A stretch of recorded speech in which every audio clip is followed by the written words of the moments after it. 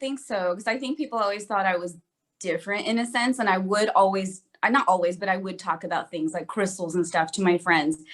Then they thought it was weird, right? Like, oh, you're such a freak or whatever, But I didn't care, because it's like, you shouldn't care what other people think. And I know it's so easy to care what others think, especially as empaths, we tend to be people pleasers and we want to help others, right? We want to make them feel good, which makes us feel good, right? And so if they feel off by us, then we kind of get closed off, right?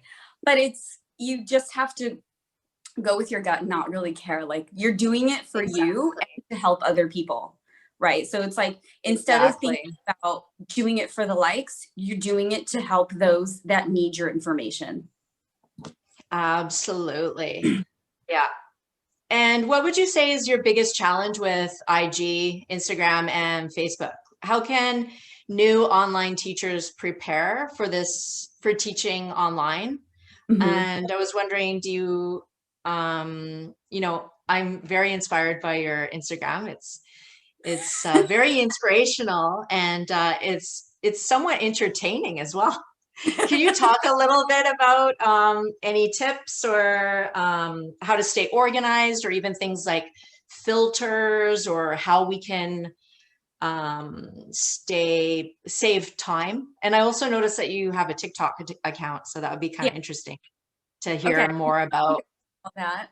So my biggest challenge is being consistent, because procrastination is like my biggest enemy. So it's not so much the tech involved with it, because I'm always up to date on the latest apps, and I just like naturally, some things were just naturally able, right, to do things. So I love social media. I'm super techie, so I can pick up on new apps fast. But the thing is, I procrastinate because I've always been like, okay, I need to have the right content. I need it to be perfect. I need it to flow well with the layout. And it's not just as easy as taking a picture or recording a video and posting. It's editing the video or choosing the right filter for your photo, making sure it goes with the look of my Instagram grid or layout, because, being matchy, like, looks pretty to the eye, right? And then also having the right message, knowing what my intentions are behind every post. So sometimes, like right now, I hit a plateau because life happens. Like my little one, she's been sick all week, so I haven't posted. Sorry to hear that. Yeah, she's doing okay. But I posted something last night, and I was like, okay, I'm done for a while. No, but don't think like that. Don't. So I used to try to make everything look perfect. I had like a color scheme to my grid, because it is more pleasing to the eye, naturally. But I realized it's more important to share good quality content that people can learn from in our kind of work, rather than what looks pretty. Like, it helps. Absolutely. That's what we teach our students as well, is the content and what is the intent behind the post. That's most important. Have an intent.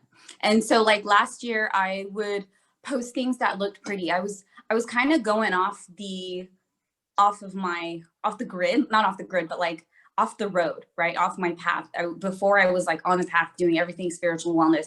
And then I started getting, what do you call it? Like calls for emails, contacts for fashion stuff. So then I started doing that. I was like, well, so many fashion people, they get so many likes, and I started going off the wrong path.